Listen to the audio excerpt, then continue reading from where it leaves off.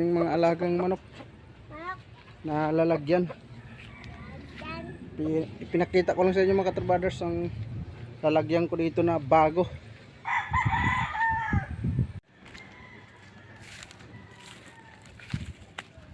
Dito ko muna linagay mga katrabaders para mabilad-bilad siya ng init. Kasi mas maganda talaga sa araw maglagay para yung kuan niyang init na i-adjust natin, kasi pangit pag laging nang doon sa kulungan. Dito naman yung isa.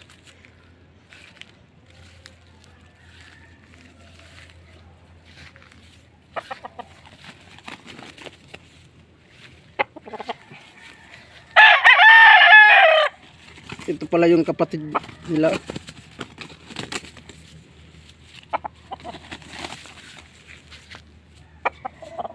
May tide pala to sa harap.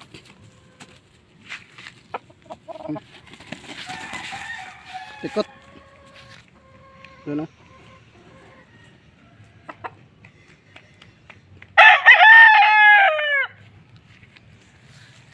Dito ko lang muna linagay.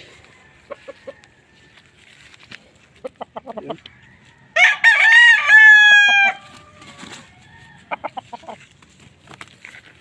Tikot.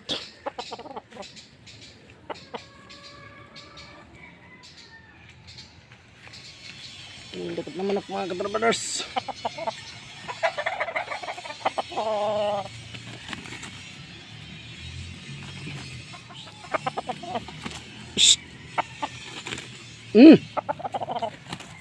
Grabe.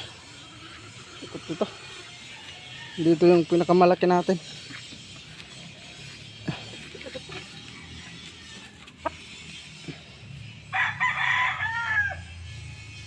Yan o.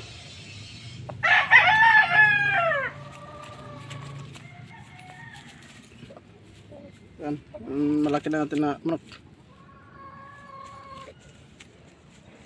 Diyanin natin siya linagay. Ito pala yung silungan niya oh.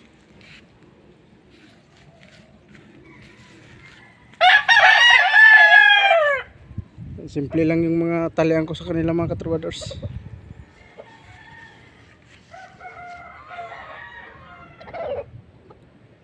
Para mainitan siya papasok. Kasi yung araw nandun tirik na. Tapos nandun yung isang babae natin nakalagay dyan.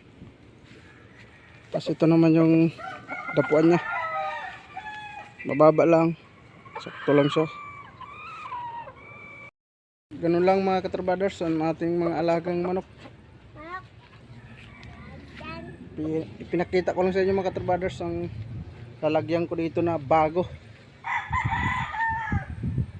May L3 pa sa harapan ng lalagyan ko. Yan, nandun siya. Yan. Ganda mga katrabaders dito. Pakita ko naman yung isa natin na pula. Ang apat.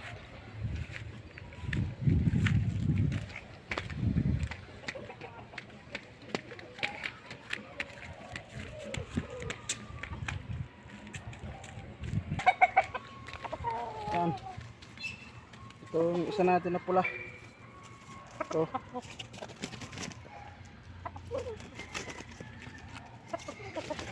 Yan mga katrabaders. Grabe kaso ang likot.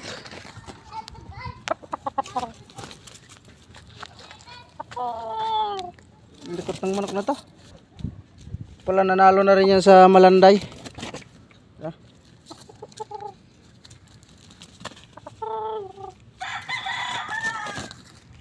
Likot mga katrabaders.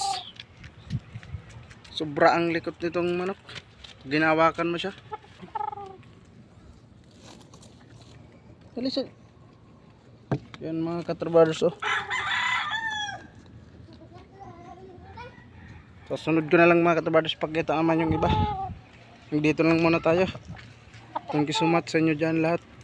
God bless.